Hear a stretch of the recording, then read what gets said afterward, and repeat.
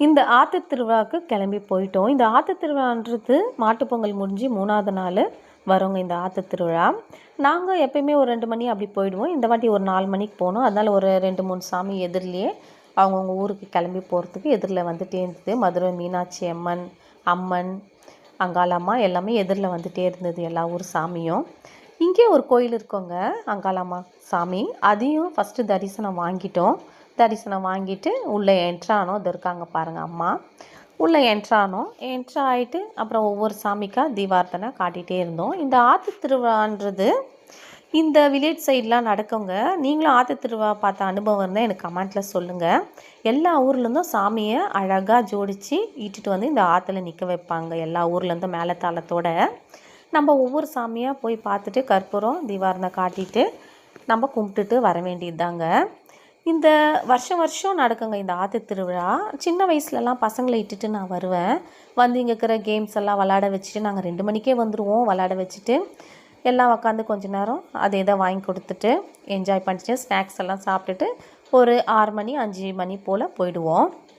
ஆனால் இப்போ கொஞ்சம் பெருசானதுனால நாங்கள் 2 பேருமே வரோம். அவங்க விருப்பப்பட்டால் வராங்க, இல்லைனா வர்றதில்ல. பாருங்கள் எல்லா சாமியுமே எவ்வளோ அழகாக ஜோடித்து நிற்க வச்சுருக்காங்க ஆற்றுலன்னு சொல்லிட்டு.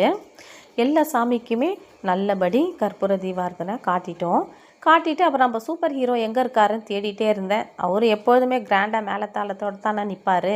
இதோ நின்றுட்டு இருக்கார் பாருங்கள், வள்ளி தெய்வானையோட நம்ம சூப்பர் ஹீரோ எப்படி காட்சி கொடுக்குறாருன்னு சொல்லிட்டு அவர்கிட்டயே தரிசனம் வாங்கிட்டு அப்புறம் இந்த லாஸ்ட்லேருந்து அந்த லாஸ்ட் வேலை கொஞ்சம் தூரம் நடந்து போனவங்க. நிறைய கடத்தெருவெல்லாம் இருக்கும்.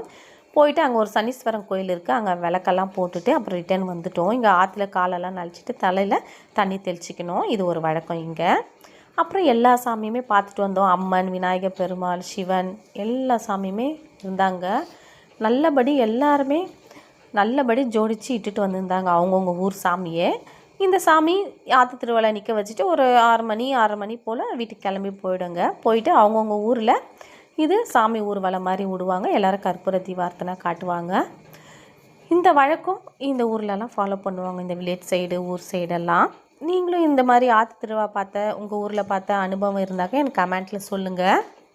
இந்த வாட்டி எல்லா வருஷத்தை விட வழக்கம் போல் ரொம்ப ரஷ்ஷாகவே இருந்ததுங்க. ஆனால் எல்லா ரஷ்ஷுமே நம்ம காவல்துறை அவர்கள் கரெக்டாக கண்காணித்து எல்லோரையும் சேஃபாக ஹேண்டில் பண்ணாங்க. அவங்களுக்கு நம்மளுடைய ஒரு சல்யூட்டுங்க. பாருங்கள், நம்ம முருகப்பெருமாள் நிற்கிறாரு இங்கேயும் நல்லா சூப்பராக ஜோடித்து. நம்ம எந்த சாமி நம்ம சுற்றி பார்த்து கும்பிட்டாலும் நம்ம சூப்பர் ஹீரோ எங்கே இருக்காருன்னு தான் நம்ம தேடுவோம். ஃபஸ்ட்டு அம்மாவை பார்த்துட்டோம், ஓம் சக்தி அம்மாவை. அதுக்கப்புறம் அவங்க பையன் சூப்பர் ஹீரோவையும் பார்த்து நல்லபடி தரிசனம் வாங்கிட்டோம். உங்களுக்கு இந்த சேனல் பிடிச்சிருந்தாக்கா சப்ஸ்கிரைப் பண்ணுங்கள்.